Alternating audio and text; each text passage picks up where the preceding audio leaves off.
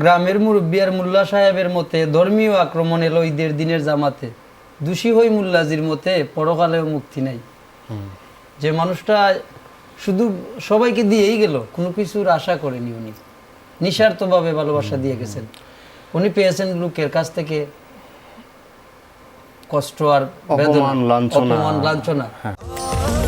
স্বাস্থ্যকর all time family cake, সব সময় অল টাইম হেলদি লাইফ। একটু আকাশ গায়েন এবং শিপন দুজনের কাছ থেকেই জানতে চাই, যেহেতু সমসাময়িক সময় তার অবধি যে আপনাদের পৌঁছাবার সুযোগ হয়েছে, তার রেখে যাওয়া মানুষগুলো বা কাছের মানুষগুলোর কাছ থেকে তার সম্বন্ধে কতখানি জানবার সুযোগ হয়েছে। কেন প্রশ্নটা করলাম, আজ হয়তো আমরা শাহ আব্দুল করিমকে অনেক ভালোবাসা, শ্রদ্ধা, সম্মানের সাথে স্মরণ করছি, কিংবা স্মরণ করি বিভিন্ন আয়োজনে। শিক্ষিত সুধী সমাজ তাকে শ্রদ্ধা দিয়ে স্মরণ করে, তাকে 21শে পদকে আমরা ভূষিত করেছিলাম, কিন্তু তার চলবার পথে তিনি অনেক ঘাত প্রতিঘাত পেয়েছেন।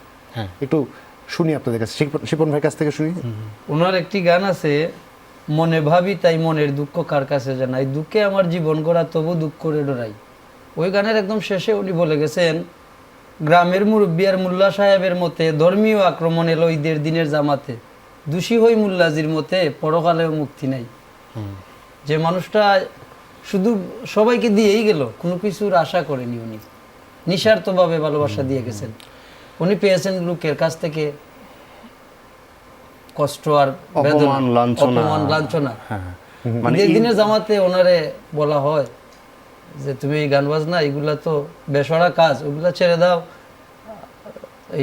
এগুলা না চাইলে তুমি নামাজে আসতে পারবা না, বসতে পারবা না। উনি বলছেন যে আমি তো গান ছাড়তে পারবো না, আমি মিথ্যাও বলতে পারবো না, ঈদের দিন নামাজ পড়তে আইসা কি আমি মিথ্যা বলবো? আমি গান বাজনা ছাড়তে পারবো না, বরং আমি মসজিদ থেকে বের হয়ে যাচ্ছি, মিথ্যা বলবো না।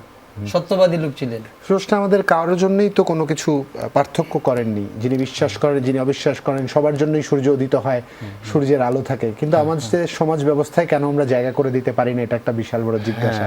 আকাশ, আপনি কিছু বলতে চাইছেন? আমি যদি বলি, আমাদের বাউল যারা আছেন, সুফি আধ্যাত্মিক পথের যারা আছেন, তারা দেখবেন আপনি সেই আদি থেকেই তারা সংখ্যায় কম, তারা কি করে নিজেরা সাধনায় মগ্ন থাকে এবং সমাজকে, এই যে আমি যেটা বললাম একটু আগে, যে তুমি তোমার নিজের খবর করো, হ্যাঁ, তোমার নিজের খবর করো, নিজের নফসকে ঠিক করো, নিজের আমিত্বকে, তোমার নিজের আমিত্বের মধ্যে যে খান্নাস যুক্ত আছে, শয়তান যুক্ত আছে, সে তার থেকে তুমি বের হও। শাহ আব্দুল করিম যখন এই প্রচারণা করতেন, তখন ওই ধর্মান্ধ যে উগ্রবাদীরা যারা আজকে হয়তো মাজার ভাঙছে, আজকের দিনে এসে যারা আজকে এসে বাউলদের উপর আক্রমণ করছে, সুফিদের আখড়া ভেঙে দিচ্ছে, খানকা ভেঙে দিচ্ছে, দরগা ভেঙে দিচ্ছে, সেই মানুষগুলো কিন্তু তখনও ছিল। শাহ আব্দুল করিমকে কিন্তু তারা তখনও আক্রমণ করেছে। ওনার গ্রামে উনি থাকতে পারেন নাই, ওনার গ্রাম থেকে 2-3 বার বিতাড়িত হয়েছে। হ্যাঁ, যতদূর জানি জানাজাও পড়তে দেয়া হয়নি তার সরলার। মা সরলার, হ্যাঁ।